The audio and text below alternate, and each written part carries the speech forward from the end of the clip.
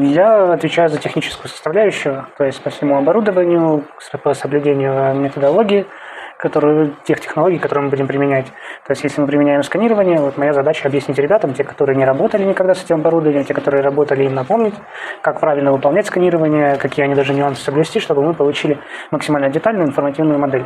Вот. Если это фотограмметрическая съемка, то моя задача, чтобы они соблюдали технику безопасности, чтобы они соблюдали правила использования беспилотника, вот, и, соответственно, потом выполнили качественную обработку, чтобы у нас все модели, все объекты, которые мы снимаем, были привязаны к системе координат, потому что это нам в дальнейшем потом облегчит обработку и загрузку в портал Geoscan.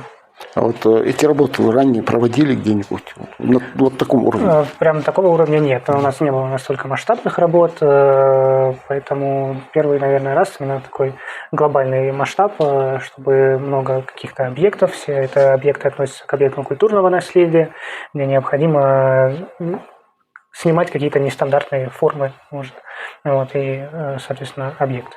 Мы вчера посетили несколько башен, несколько объектов. Я предполагаю, что на один объект до часа может будет уходить, если где-то необходимы сложные формы, те же самые боевые башни, где там и своды имеются ложные, и узкие лазы. Вот, там будет сложнее. Может, мы и 2 часа можем потратить на один объект.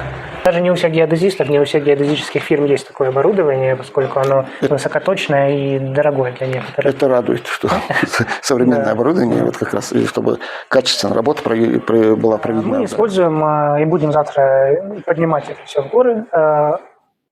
Роботизированный тахиометр Leica MS-50 сочетает в себе функции сканирования и тахиометрической съемки. Нужно для высокоточного позиционирования, для высокоточного сканирования, у него погрешность сканирования порядка 2 мм. Вот, и будет использоваться этот прибор на самых ответственных участках. Следующий у нас прибор – это Leica BLK360.